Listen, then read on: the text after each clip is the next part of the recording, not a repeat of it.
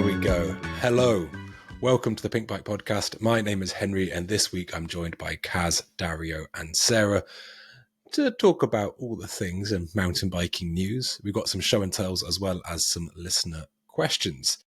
But before we get to that, we're actually, as an act of penance for not really understanding that people can't necessarily see our screens when they listen, we're going to play a fun game of 21 questions where we've got to guess a bike from the last couple of years. I don't know if we should all do this or we'll be here all day, or whether one of us should do this. Well, it could be the person, because we can like pepper you with questions and then whoever gets it wins, right? So if we just go in a circle, each person asks a question and then yeah. Wait, so Henry, you have the bike in your mind? I now have the bike in my mind. Okay. Yeah. That one of us reviewed at some point in the last 5 years? Yes, we have. Okay. We reviewed it on the Pinkbike. It's a current generation bike, and we have reviewed it, which is really handy because then we'll have assets. That was my thinking. Yeah, it seems good. Okay, so we're going to go in a little circle. It's going to go Dario, Kaz, Sarah for your yes/no questions, and you get 7 each. Basically, we'll do 7 rounds, and then you got to guess the bike. Okay. And obviously, if you're not allowed to play along at home. That's the rule. No, joking aside, that was a joke. Please play along at home. Dario, hit me with the first question. Is it a bike you can pedal? Uphill? Yes. Does it have two 29-inch wheels? Yes. Is it a trail bike? No.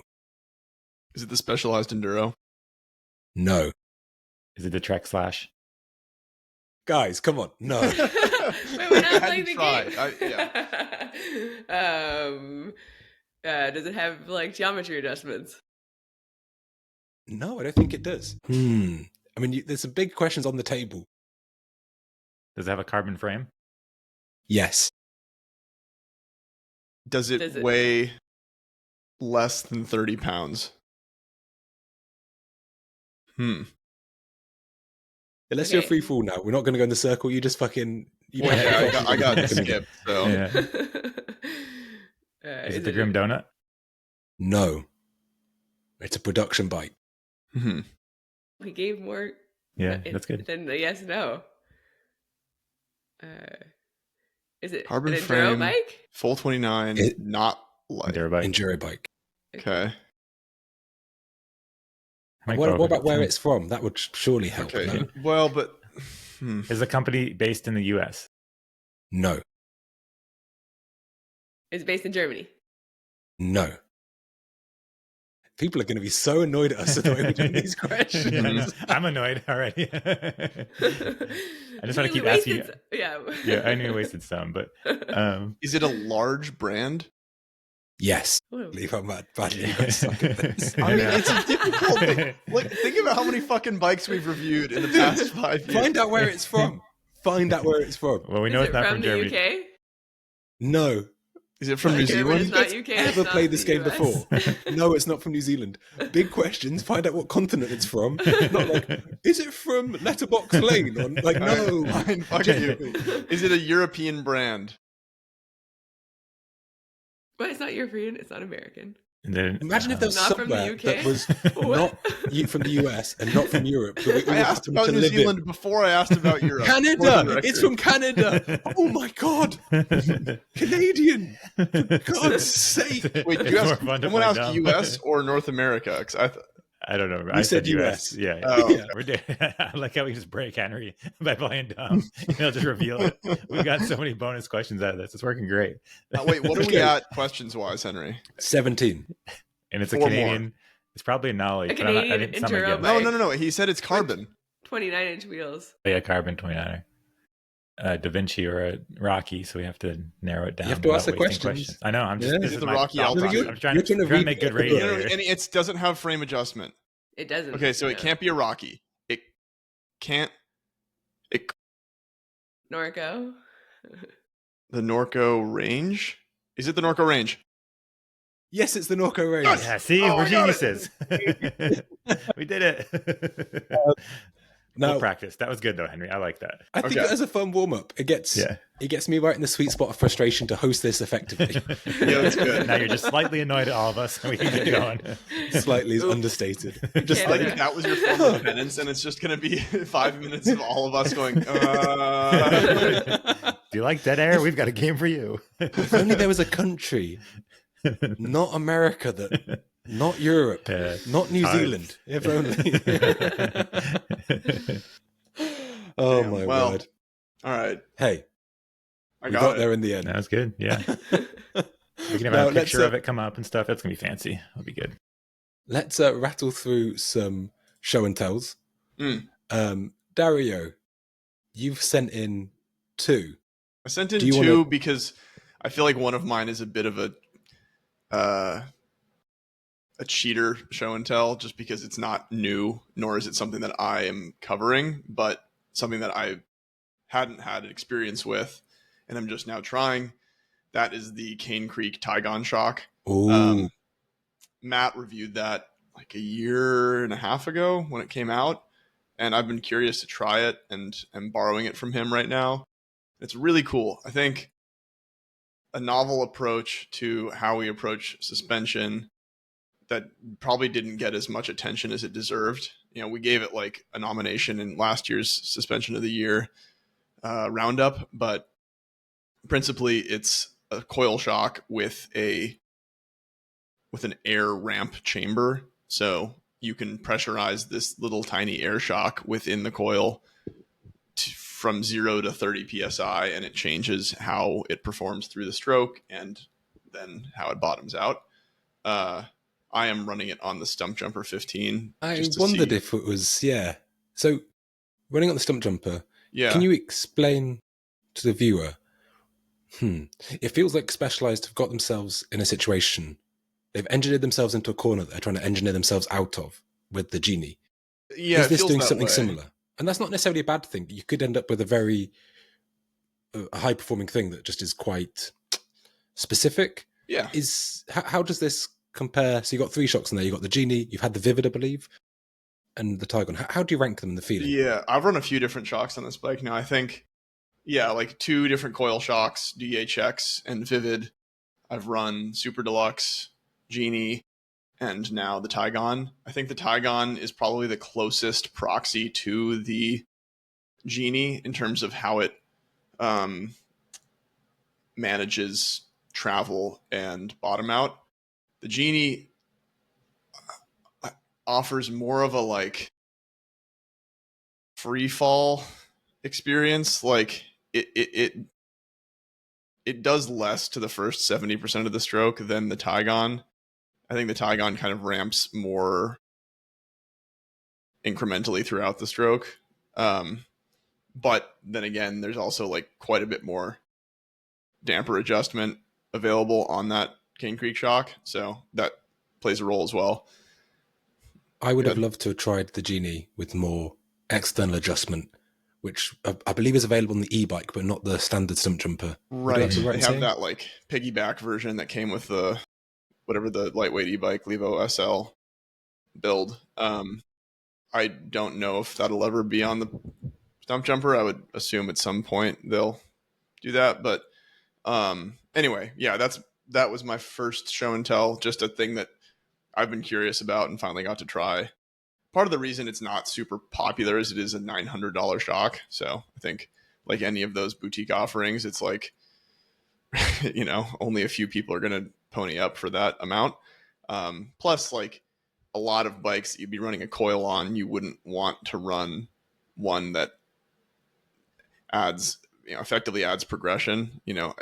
It's for bikes that should run air shocks, but you can run a coil now. I think that's kind of the idea. That you guys are all going to hate. Beautiful. I don't know whether I should tell you about this or not. I don't know if I should tell the viewers about this or not, because they're going to hate it even more. Yeah, fuck it. Why not? So, in this light of making, progressivity, coil shocks, etc., I'm just going to get loads of flack for this. Probably deserved. I've got a really sore throat at the moment because I filed away so much carbon fiber at the weekend. And I wasn't wearing a mask. Oh my god. No, that is not. You need to wear a mask. Yeah. I was just excited. Ba, ba, ba, ba, ba. You at least have to hold your breath, like holding your breath. Oh, dude, the amount I removed, it wouldn't have Where were saved you me. I removing it get from? shit for removing the anodization off stems, and you're out here fucking filing carbon. One, you can't see this because it's hidden. Two, the link was I already broke the link because I'm an idiot. And Are you trying to make your basically- Spire have more compliance?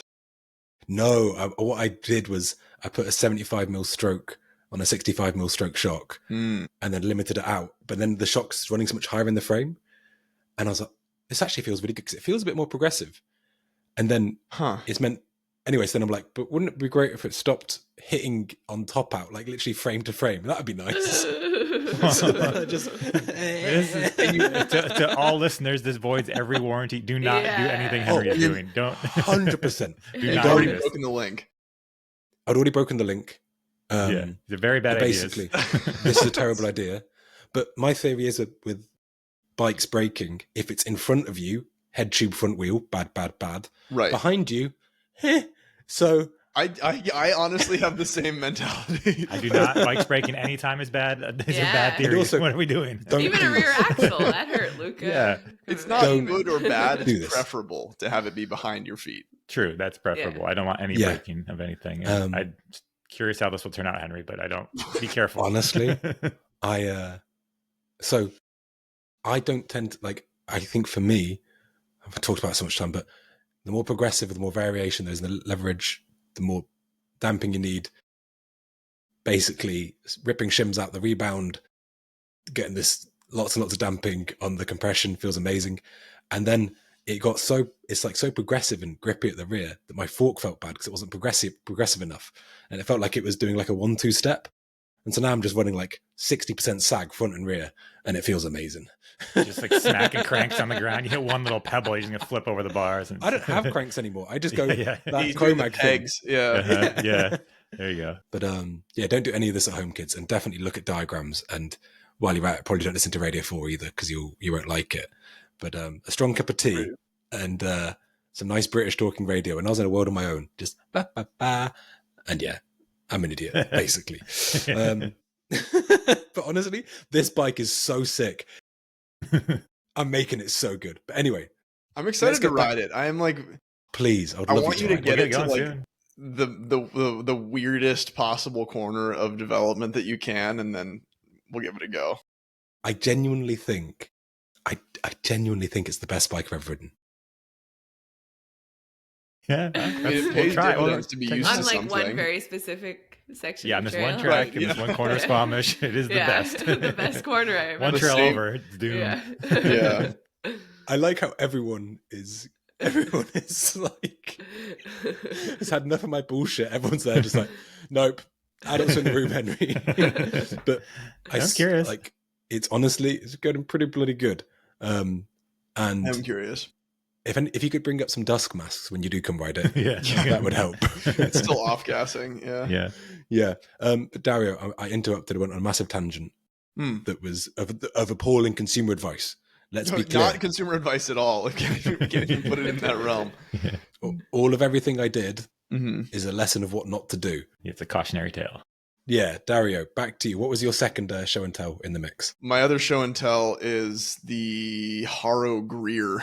Got one in for test, and it's kind of the honey, we have aluminum transition patrol at home bike, and it's sick. It's quite heavy. I'm definitely like eating my Wheaties before I go out, but It's nice. It's lighter than your frameworks by like half it a is pound. lighter right? than my frameworks. It's Yeah. only 39.5 pounds. It's basically their long travel enduro bike, 160 mil travel And- with 170 fork. Is it named after feminist icon Jermaine Greer? Is that Yes, yeah. it? You Is can quote okay. me on Cool. I that. wasn't. Yeah, I wasn't no, quite it's sure. named after some trail system in Southern California, but Oh, okay. I like the alternative read. So in time I'll have a review up of that, but just Is that the one that Evan Wall was racing? yeah, on? yeah. So he helped with the development on the frame. His build. We have a bike check on the website, but he has like a crazy interesting build. He's running like the classified hub and different suspension than this bike comes with, but as a stock build, this is like a pretty solid bike. And I don't remember the exact price. It's also got a solid tubes, 39.5 pounds, Yeah, certainly solid in that sense too. I just made that number up, but I think it might be accurate. But I don't know the actual weight. Is it the right weight? It's 39 and change. Yeah. Okay. I think with pedals, it's over 40. Yeah. Nice. So, it's within my wheelhouse. I haven't figured out how to make my tall boy 41 pounds yet, but believe you me, I will try. Yeah. Put a Mac ride on it, a child seat. Yeah, exactly. I'll just borrow someone's kid and then put them on the front. Yeah. How far are you into your review process on this bike, Dario? Pretty initial. I have a few rides on it only. Actually, that day of telemetry testing I did was on that bike just to see how it differed from my initial setup. And we talked about that already on a prior pod. I had somebody come up to me on the trails and say, "Thank you for fighting the good fight on open rebound." I mean, let it be known, I was close to where it wanted me to be. I need to. But it's not a fight, though. That's the funny thing. Like, if your bike, you should set your bike up so that you can ride fast and safely. Correct. Fast rebound allows you to do that. You should do that. The better, if it feels great, just keep making it greater. I'm trying to harbor siege mentality in the fast rebound community. So before we take over the world, but it's like it's one of those things where people get it. It's like people go too far and then they make horrible things. That's what I'm worried about. I think it is. Kaz, are you talking about me? No, you're making amazing things. I'm positive you have greatness brewing in your basement. But I think fast rebound is the new stiff suspension in terms of like a certain kind of guy will be like, yeah, I'm running the fastest rebound of anyone in my riding group, as opposed like where like 5 years ago it was like I'm running really stiff suspension. Yeah, I'm stiffer than Gwen. It's just like, exactly. It doesn't move because I'm tough. Yeah.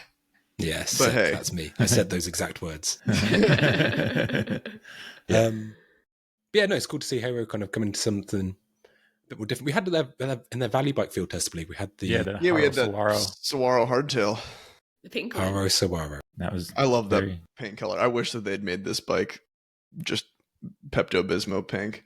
Yeah, but they make a raw version, don't they? I think they like that's what I have is the raw. Oh, yeah. It even says raw on it, but not with 2 A's, just one. Right, this is one. Yeah. Sarah, what is your show and tell this week? Okay, I've got a seat cover. Pretty exciting stuff, guys. But actually, is the season? Wait, a seat cover? Seat covers, for your car. I know you guys always drive to the trailhead or don't drive to the trailheads. But it turns out I also have a car that's so gross I don't care about Oh, right.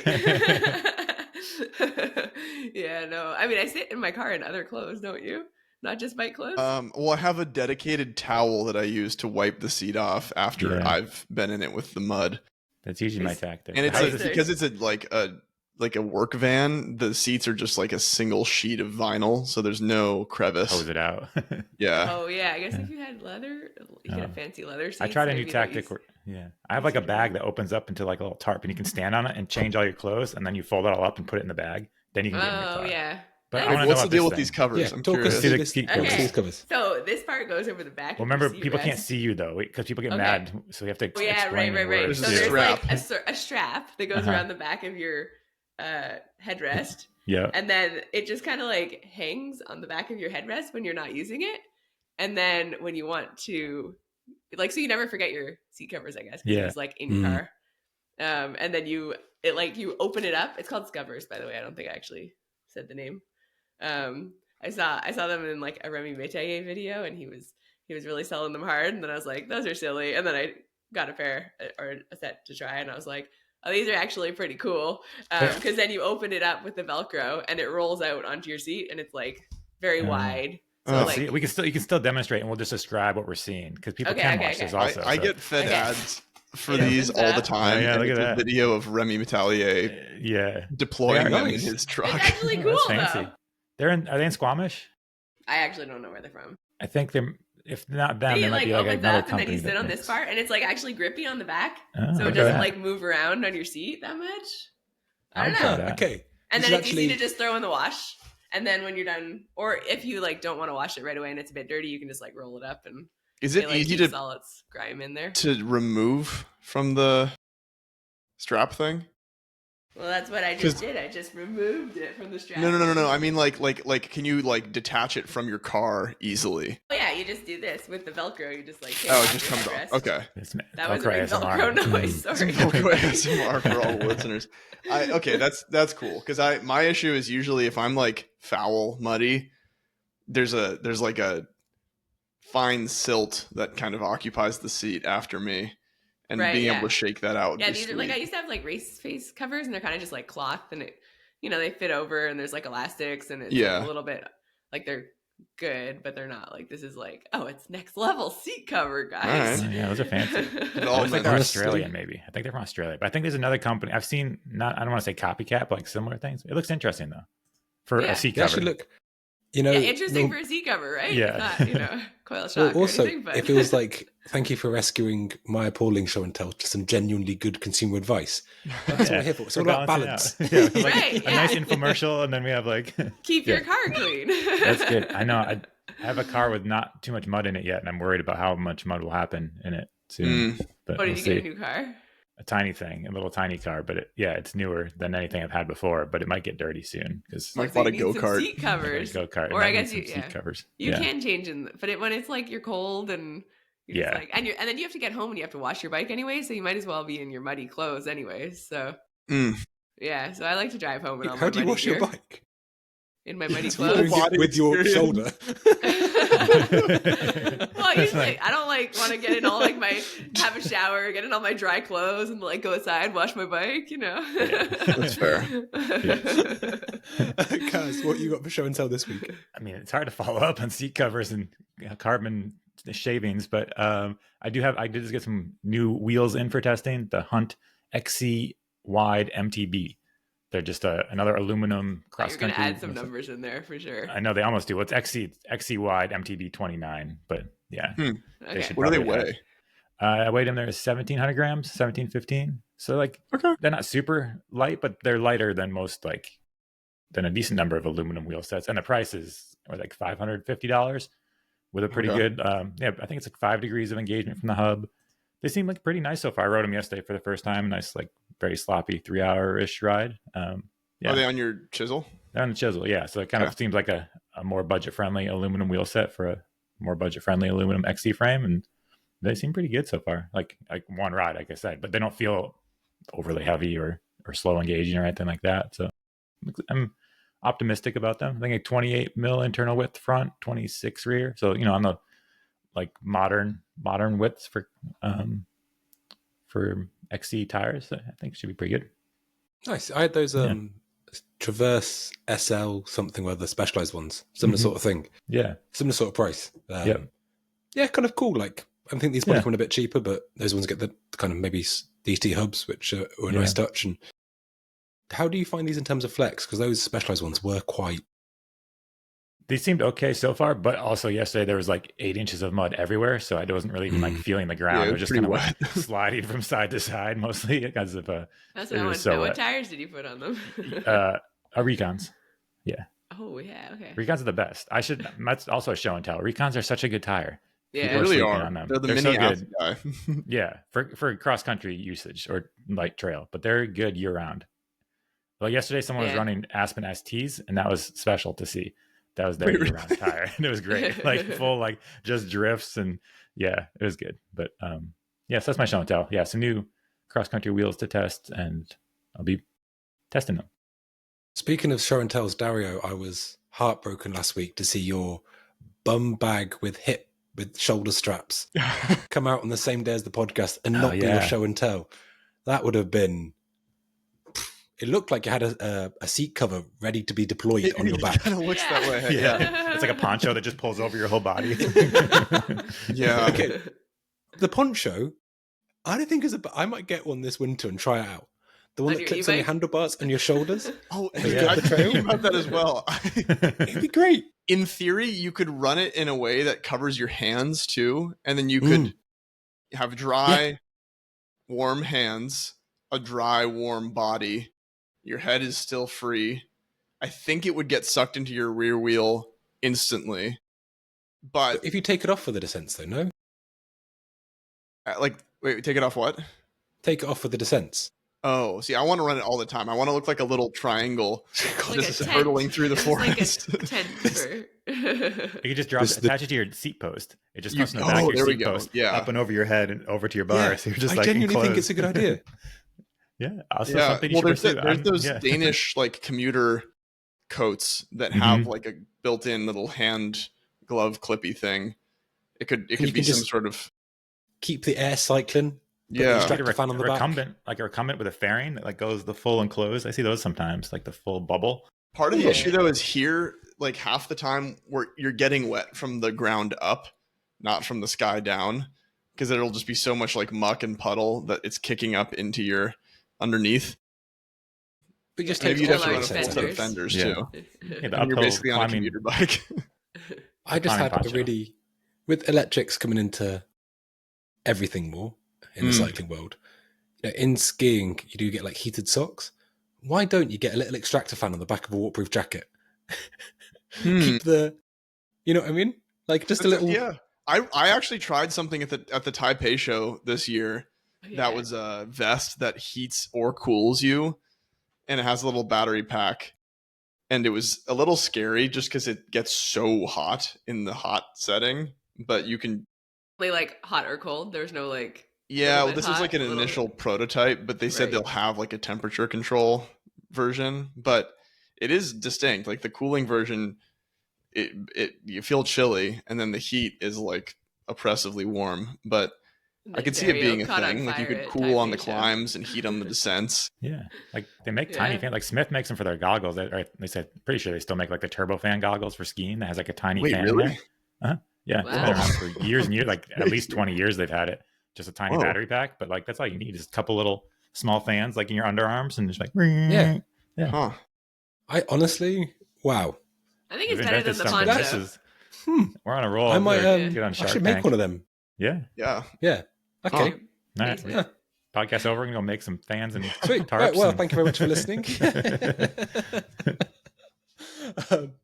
We've actually got loads and loads of viewer questions this week. I thought it could also be fun to dive in to last week's podcast article and have a quick peruse of some questions left there, should there be any. Yeah, there were a few I saw. Which there could end up being quite a long podcast, but we will rattle through as quick as we can. There are beautiful faces, just ignore them and scroll down. So basically people are talking a lot about the justifying the weight of bikes. I think we're largely all on the same page. Just make them at least £50. At least £50. And buy a light bike only to make it heavy, because that's part of the thing. One comment I did think was interesting was this one here by Jesse effing Edwards, great name. And they said, I think PB needs to do some testing outside of the PNW for bikes that are better suited for other regions. I think they're referring to here the really heavy 41-pound bike. If these guys tested skis and only skied in Alaska, I'm not sure they'd be my go-tos for skiing in Vermont. The testing ground is going to make for an inherent bias.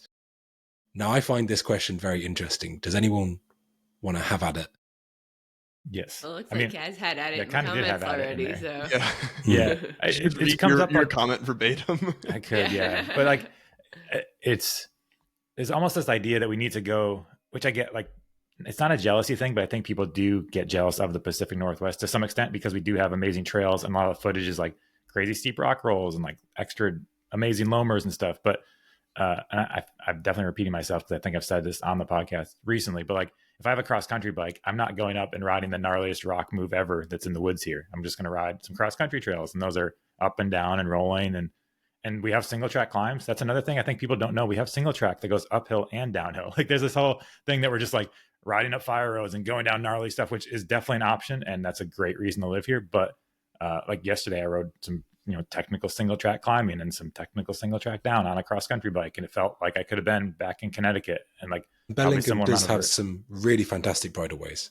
Truly. Great Some of the Wide best ones, narrow bridleways. ones, different types of gravel. Everything. Yeah. Yeah. I mean, my rides do start with the gravel spin to the trails. Like, yeah. So I think it's a funny thing that, I mean, I get it though, because you want someone to test where you live. Like if you see someone testing in your backyard, you're like, cool, that guy knows exactly what I'm riding like. But I also feel that the difference isn't as dramatic as people think. And I know there was someone in those comments, they were trying to rebut my rebuttal by saying that where they lived was all just hiking trails and it was a lot more weird and awkward. And we have so many weird hiking trails that you can ride.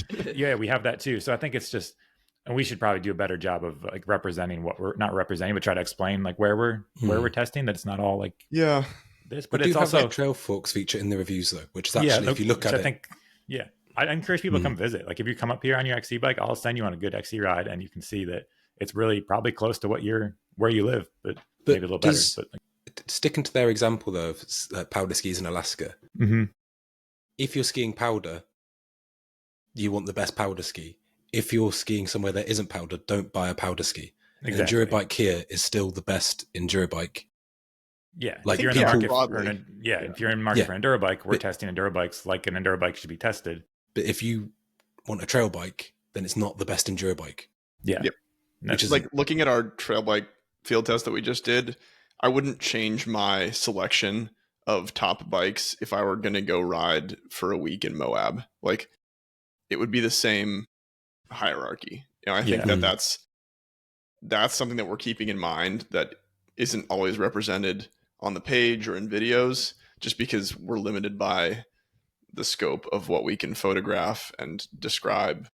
And we don't want every review to be 10,000 words, but we are considering the breadth of riding options. And we've all been lucky enough to ride in a diverse enough selection of places. And we also don't want to just highlight the boring parts of our riding. Like there are plenty of boring trails that we ride on these bikes to get places, and you're just kind of like on a traverse, but that would be a not very exciting review. Like, I know this only on dead flat trails with 3 bumps, and this is how it performs isn't really a thing. So I don't take know. Pictures on those parts. The exactly. Same with photos and video. Like we're trying to make it. I got this great flat corner with like ugly trees in the background. Can you take a picture here?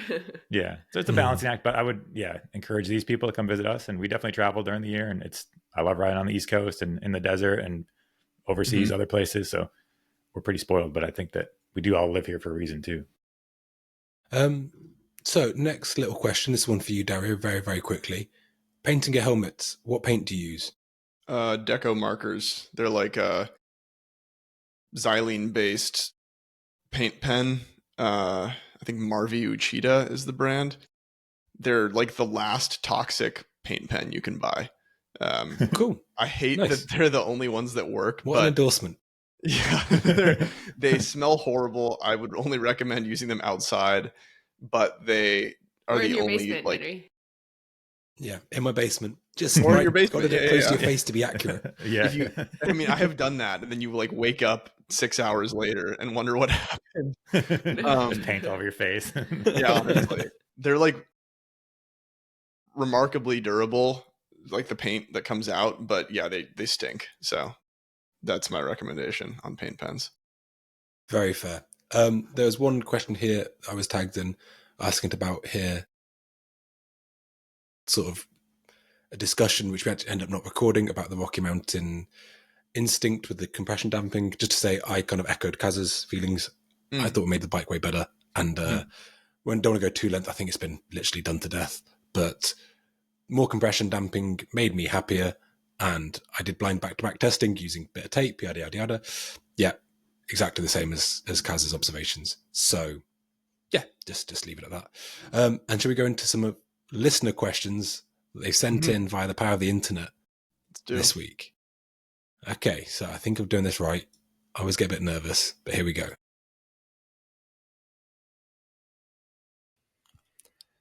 Hey, Pinkbike, question for the Car Talk section of the podcast. I have a 2022 Transition Patrol in alloy, and it has the same sort of tuning fork ping. Come on, make the sound. Transition Sentinel y'all tested Make the sound. Did you ever find a way to mitigate it, or am I destined to cringe a bit every time I hit a square-edged rock? Okay, what he's describing is the boom, boom, boom, boom, boom that you get out of a cassette. If you want to reference the timestamp in the 2025 Trail Bikes Ranked with Science video is at 3208. 3208 for I remember seeing a couple comments from him on the different videos. I'm sorry I didn't respond to any of those. I think it's the low engagement hub. At least on the Sentinel, that was the case. It was like, it it's got the like 18 tooth ratchet DT wheels, and they'll like the chain will like accelerate the cassette forward, and then it runs into its engagement point and makes a boom, and it's like this metallic clang. You can That pack happens them with a grease lot. to quiet them down sometimes, but What was then that? you can pack them with grease, Mm, which can lead to other problems. But yeah. sometimes although to be fair, on like a low engagement hub, I imagine it's going to be okay in terms of clearing the grease. Yeah. Basically, You can sometimes if also you have get something like a 36 tooth ratchet for pretty cheap. I think they're like, I mean, I'm not going to recommend the AliExpress version, but there's like a variety of offerings on the market for tooth count upgrades. AliExpress are going pretty hard in the fake bike space at the moment. I saw Boy, are they? Yeah. Yeah, Nintendo you did shouldn't- one. Yeah. Yeah. Also things you Matt's got a shouldn't good- buy probably. Yeah. No, I would avoid knockoff AliExpress parts at the moment. There's some like pretty sketchy stuff coming out. Do you think that's an actual threat to? Depends on like- what you're buying. I think like getting a like minimalist stem that is of unknown origin is like a pretty easy way to lose teeth. I think buying like a Are we bottom talking ratchet bracket, teeth or actual teeth? actual Okay. Oh God. teeth. Right, Yeah. You know, like a bottom bracket is like if that fails, it's just going to get sticky or stop spinning, and that's not going to hurt you necessarily. But I think just like apply a good dose of common sense to. Yeah. Cranks and handlebars and things aren't really spots Yeah. to like go full budget on. Like at Frame least links. not. Frame links probably the same. Yeah. Mhm. Did I answer his question? Yeah, it sounded like almost like he was noticing more with the fork, or was he just noticing the noise sounds like a tuning fork? Did I get confused? by his Tuning question? fork noise Oh, okay. All right, from got the it. rear wheel. I think Yeah, it yeah. is that I think that's it too. Yeah. hub. Yep. I would assume the build kit is similar between those two bikes if it's Yeah. like Yeah. But yeah, I think you can get the DT ratchets for like maybe $50 to $75 depending. Like they're not super cheap, but they're also, I think it's a worthy upgrade. That makes a difference. And honestly, like just the 36 tooth that most bikes come with should alleviate that. I don't It's think funny. that occurs with those, or at least not as readily. Okay. Well, Next time though, for the car talk thing, you've got to make the noise. I want to hear your we best need like interpretation. Gung, gung, gung. okay. Right. Well, that's actually some solid advice. Wowie. Hi, Pinkbike, longtime reader and first time asking a question here.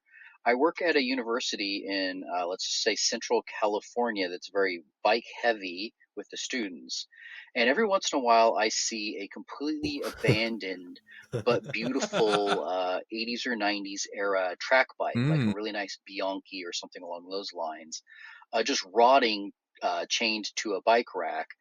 I want to know, in your opinion, would it be ethical for me to rescue that So bike dastardly. vis-a-vis cutting the lock when nobody's Ooh. looking? It just breaks my heart to see these beautiful bikes rotting away. And I think This is a something better could be dastardly, done with them. dastardly gentleman. Thanks for the Professor at advice. university, the cat burglar. I bet this is UC Davis, if I had to guess, just because it's a very bike heavy campus and it's a flat town, so there's a lot of track bikes. I don't know if Okay. we can condone stealing someone's bike. Well, maybe like if you see it there for a while, maybe leave a note on it somehow, like a note in a And say you're plastic bag stealing and it. tape and I'm say like I'm going to stealing steal it this in 3 in 2 weeks if you don't. days. Yeah, exactly.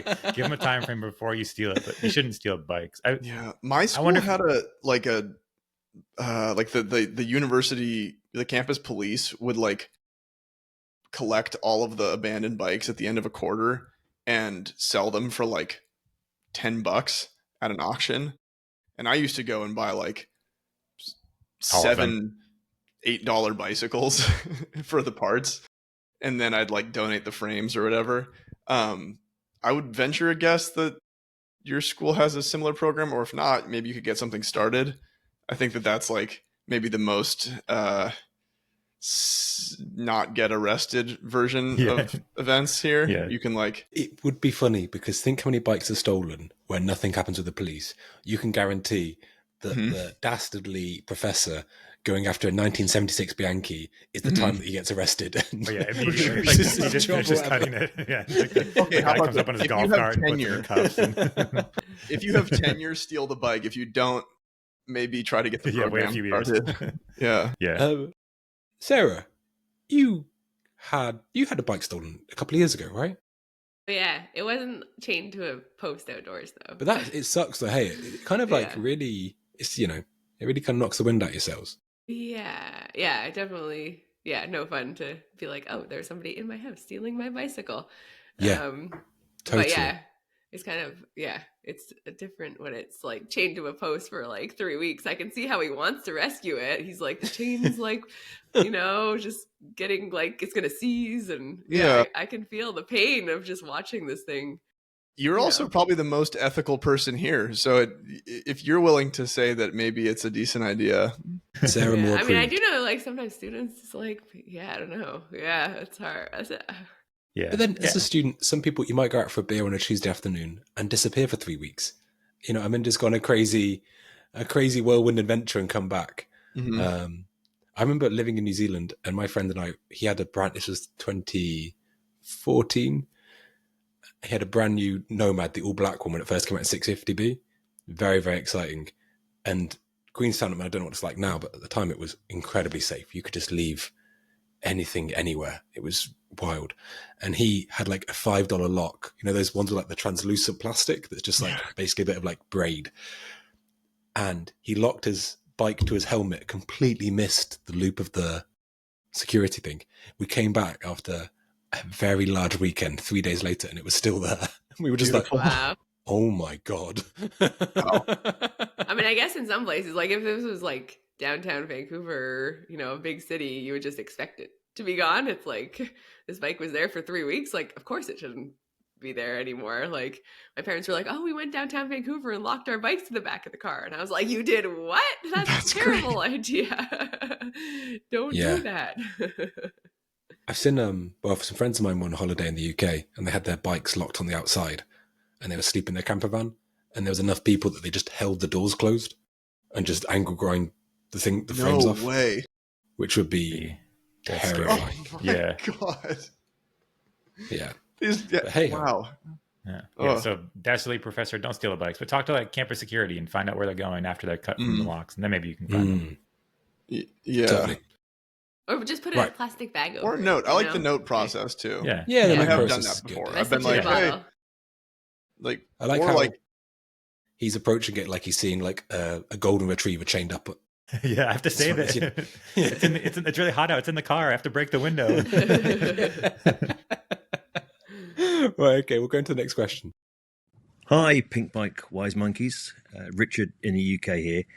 Been riding for a really long time, but I've got no talent and no skill. And got to the point recently where my enthusiasm doesn't make up for those things. And I've crashed quite a lot. And last summer, I crashed really badly and broke my hand. And ever since then, I'm finding it more and more difficult to get on the mountain bike and off of the gravel bike. I wanted to know, do you have any tips for getting over the fear? Thanks, guys. Who wants this one? A hard one. I would say, go on, Kaz. Yeah, well, I'd say it's great you're on the gravel bike. Like, I think there's nothing wrong with, like, mountain biking doesn't have to be for everybody, and you don't have to. I think one thing you see sometimes people force themselves to like progress or to become a certain level, and you definitely don't have to do that. You can just enjoy whatever level you'd like. But for you, I would suggest some lessons. Like find a lesson, whether it's a group lesson or a private lesson, and just kind of like start with the basics because you're going to be easing back into it, especially if you're coming off an injury. And just, a lot of lessons take place in a flat grass field with just some cones or some little like ramps and things built up. And I think it's a really good way to just kind of feel solid on your bike rather than trying to go to your trails and figuring it out all at once. But I think, I would definitely highly recommend lessons just to kind of get back on the horse. And I think also like make sure that you're, like he talked about a hand injury, like if it's still bothering you, like when you're riding, that could also kind of put the fear in you. So like do the rehab, do the physio if you haven't already, to try and make it feel as good as possible, ideally, so you don't think about it when you're riding all the time. Because definitely when you're not like at full strength. So it's good that he's still gravel riding, because then you can get back on the mountain bike eventually with, I think lessons is the best way to do it.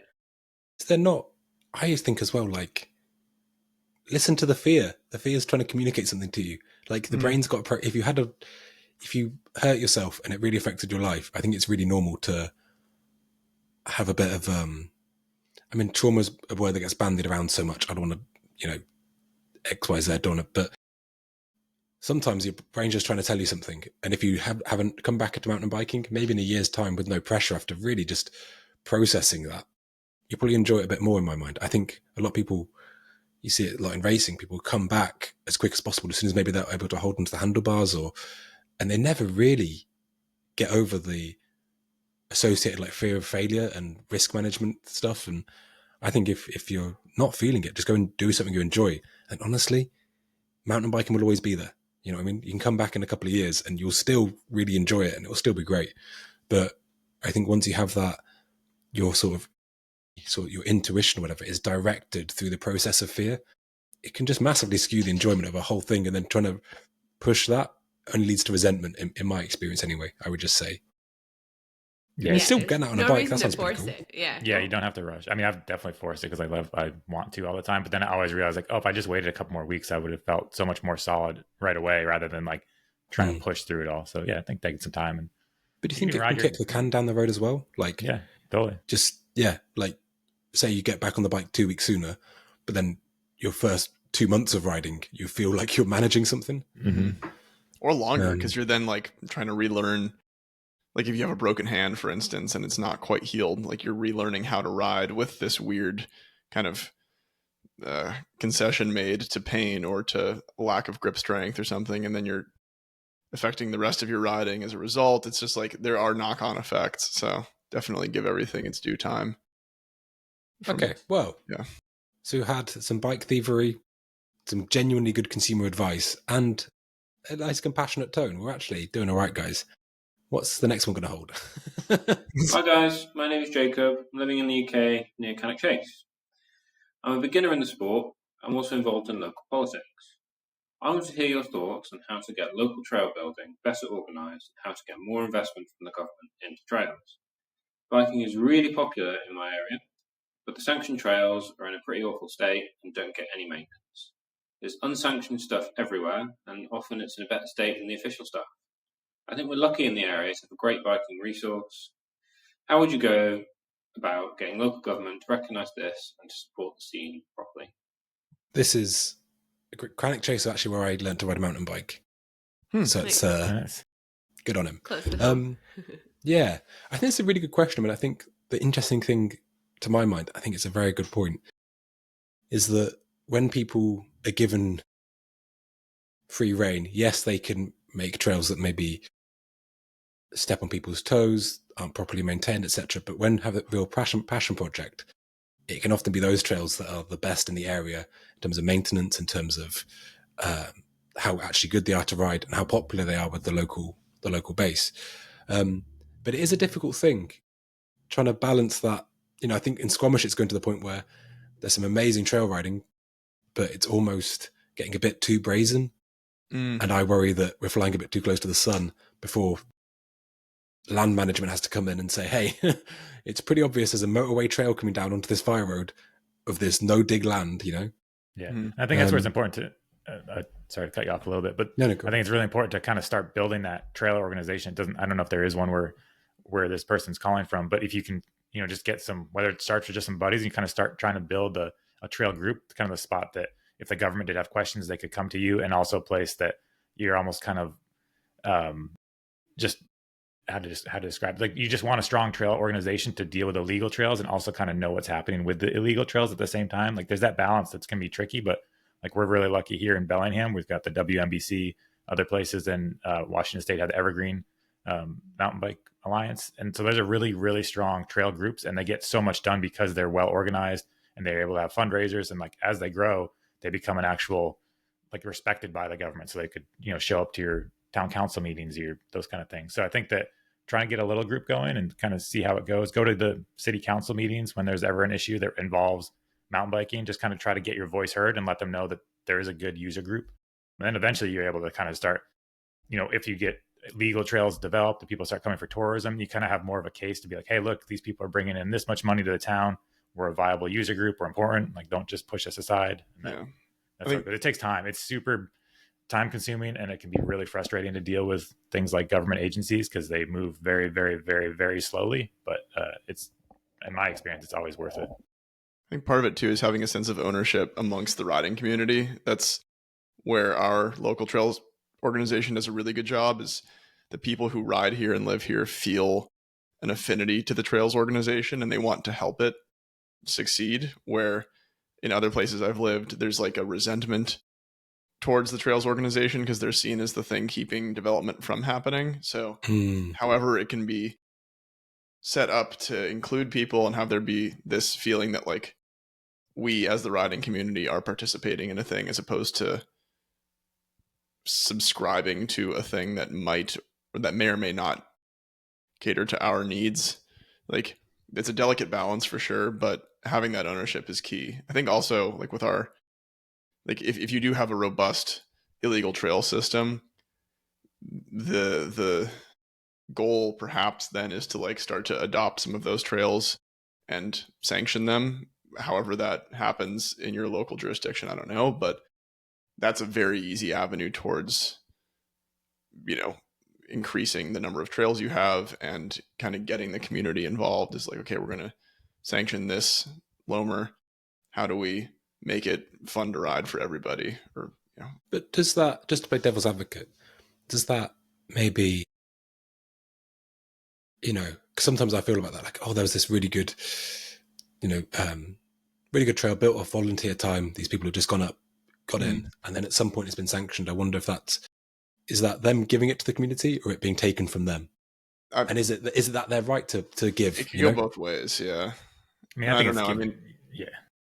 I just think if you're building an illegal trail, it's on land that's not yours. It's not yours, so you don't really have much to say, you know. But an ideal, and it obviously it depends so much what land you're building on, where you are. Some places you can build trails and nothing really happens. Other places you build trails, you go to jail. So it's like there's so many different things around the world, you know. So it's not, you can get, depending on where you're living, like you can move to somewhere else and start digging trail. All of a sudden you actually get in huge trouble. Like, oh wait, it's not like that here. So you really need to figure out what the landscape is as far as whose land is it? Like, can you dig there? What's the possibility of making it legal? And even having trails for all abilities too. Like if you have an area, I've lived in places where the local trail organization was just all about super mellow, I would say pretty boring cross-country trails. And there was a bunch of riders just started building their own stuff because they weren't being addressed. So you need to make sure there's trails for beginners, intermediate, advanced. Like everybody needs to have at least feel like they have a voice. And yeah, there's a lot goes into it. But yeah, I think that's it. I mean, I think compare the example to something like programming on a television station. Everyone can watch Peppa Pig, but inclusive programming is including things for across the full breadth, not just making everyone watch Peppa Pig. And I think that mountain bike trail organizations kind of got some stick, not necessarily unjustifiably so, maybe 5 years ago for dumbing down a lot of trails. Kind of that seemed to be a trend, but now it seems to have gone the other way where it's like, oh, yeah, you know, I think there's almost like a little bit of overcorrection because the idea of like a machine built flow trail just got popular. And here again, to use Bellingham for an example, we've had those trails for a fairly long time, probably one of the first places in the US to have sanctioned machine built flow trails. And when they were first built, they're like, yeah, this is great. And then after time, you're kind of like, oh, I kind of want something raw, a little more natural. Like it's just this progression of, you can't cure everything by making blue flow trails across the world. They're a great starting point, but that can't be your end all, like be all end all goal. Like, look, we did it. You got a mountain bike trail. It's got some berms. Be happy. So I think trail organizations just need to make sure they can address like, look, we made some jumps, we made some single track, the whole range of things. But I think getting organized is the best first step for this person, just to try to see. I mean, our very first step is just check and see if there is a trail organization in his area. Maybe it's just gone dormant, or maybe it just hasn't been active. But if you can revive that, that'd be how I would start. Sarah, there was some, I think in BC, you can get a pretty hefty fine. I heard about some people in North Van getting quite sizable fines for trail building. Did you hear about those? I didn't hear. Well, I've heard like, be cautious because this is a thing, but I haven't actually heard of people really getting. Yeah, I thought it was like gangbusters up there. Oh yeah. Is it? I heard that. Well, I know one person got the choice of a multi-$1,000 fine or giving a seminar to explain why trail building was wrong, like illegal trail building was wrong. Wow. Wow. And he took the. We got a report on these things. I didn't see. This was a couple of years ago. This is when I first moved, because they basically, like, it's in an area where there is a couple of houses, and then the people were getting frustrated, maybe justifiably so, that there was a lot of sort of access issues, and then the police came out and just took pictures of the vans at the bottom or something like that. And so it was just like pretty open and shut case. Anyway, on to the next question. Hey guys, love the podcast. I got a question about riding groups and or alone. So, what's the cool thing to do these days? I find riding alone way more rewarding because I always win and I'm the fastest in my group. But I also found that I was riding with a couple guys who were way better than me, and it kind of got depressing. But now that I've gone to riding alone, all the people I run up on, I'm overtaking, and it makes me feel a lot faster. Okay, this So, guy's awesome. This what's the guy consensus? there Thanks. are two wolves inside of us all, and he is feeding the right wolf. I'm just how does it make mountain biking feel as good to me as possible? And that is maybe not. Love it. Good for you, man. That's great. Depends on what your goal is, right? It's like if you want to feel like the fastest in the group, then yeah, there's no better group than just yourself for that. Yeah, I love riding alone for that reason. Someone you have to. It's just simple. I think you can mix it out, but there's definitely nothing wrong with riding alone. I do it a lot. It's great. Yeah. I did an op-ed a couple of years ago about group rides sucking and being awful. Right. I feel like we did a podcast of that at some point. If you go back to the early days, I feel like there's something. Yeah. I mean, I still, I think 2 or 3 people is nice. Mm-hmm.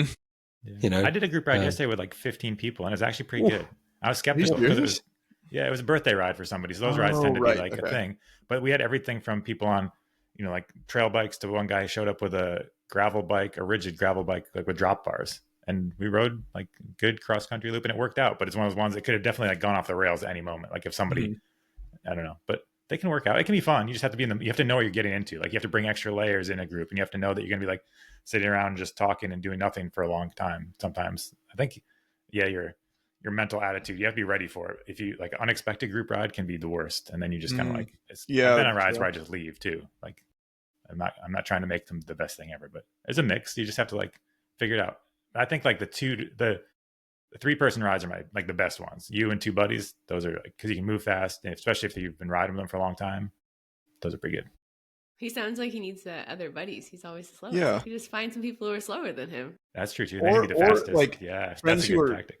Like I like riding with people who are faster than me because you learn things from them, but ideally they're good people and they won't just like torture you or leave you in the dust. I think that's like there's a balance to a group ride dynamic, and that's part of like finding people you want to ride with. Yeah, the trail etiquette. Asshole intervals when you're like the slowest person, and then you catch up to the group, and then they just like ditch you right away. Yeah, the Canadian stop. Is that what they call it?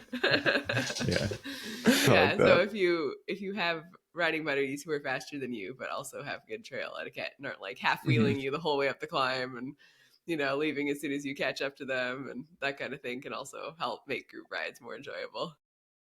Half wheeling is a phenomenon that I hate with a passion. Yeah. I like basically it's the idea that coming alongside is great and being single file is great, but having someone that you can kind of see in your periphery, like especially when it's like quite a narrow climb and you're always worried about just like dinking off their front wheel and they're there the whole time, and then like you think they're one side and then suddenly they appear just the other side. I don't know, it makes me quite descending too. If there's someone behind you that's just like riding your wheel, like obviously where you can't get over, you're just like, give me 2 more feet. Like I just need to not feel you breathing on my neck. Like you've proven you're faster, but I have to like survive this section and then I'll move away. But like you have some buddies that do that too often. But so I don't know. This guy could keep riding. I like along, his question was, what's cool these days? Though? Oh, I don't know if there's a cool thing. That's irrelevant. I'm not cool, so I don't know, but I love riding alone, and also with you need small someone else groups there to get your Instagram clips. You need to stack clips. Yeah, you got to stack. You got to stack clips. I mean, it depends how time crunched you are. If you want to like go for a 15-person ride or go on your own, you're probably more efficient. If you're just like, I want to go out for a ride as well. I struggle with groups bigger than like 8. I think that's a cap. 8. That's large. That's That's big one. huge. I know that's a huge Yeah. group, but like I've been on group rides where there's like 15-person conga line, and I just can't do that. I'm getting cold sweats. Yeah, just yeah. thinking Ideally, about it's it. like I think 4 is like a perfect carrying capacity. Yeah, like a total group size of 4. That's good. Yeah, Wow. I don't know. I think it's not a I cool just- thing. It's just like what facilitates a fun day. You know, Although, it's like yeah, in cool weather, I'm less likely to want to hang around, and I would That's rather a- just yeah. go for Mhm. like an hour and a Yeah. half ride and like go straight back home and have a warm shower versus like if it's like a nice sunny day, you're like, sure, let's stop at the top of every climb. Or 5 times on the way up the climb or whatever. Like, yeah, you're a little bit more flexible when you're more yeah. I comfortable. think for me, the only thing is punctuality. Mhm. Well, not the only thing, that's the main thing. And there's a flip side to this, because I like to pedal to the trailhead, which a gentle rate from my house probably takes 40 minutes. Pinning it takes 35. And people that say, well, I'll meet you up there in 20 minutes. And I'm like, no, don't meet me in 20 minutes, because won't that's be making there. me, I can't Can't go do faster. that. Yeah. Like, I just cannot. And it's like, no, I don't mind. And off they go. And then I find them like, there's no phone signal here, dude. Like, please. I'm just doing my absolute hardest. Whoops, so I hit It's the the mic worst there. meeting at the half Nelson lot at the university. There's no cell phone service. So you're No like, cell phone is the service. person still coming? Or is it like Yeah, totally. Yeah. But that is all of our questions. And we've covered quite a lot there this week. Thank you very much for continuing to get them in and hopefully persevering with the podcast, should you've not felt like you had any idea what was going on last week. But it's really hard to do so, to talk about the visuals, to talk about this. It's my little brain Full can't cope. multimedia experience these days. Yeah, I hope this is a good balance. It feels Yeah. like talk with visual. We'll have to do 21 questions again, and next time you guys won't have to be so damned incompetent. I'll practice. Yeah. Yeah. We need like a broad world questions. Yeah. Yeah. That Yeah, too. honestly. Wonder where Canada is. Oh, right. We're there. Well, yeah, thank you again for coming on, and thank you for listening.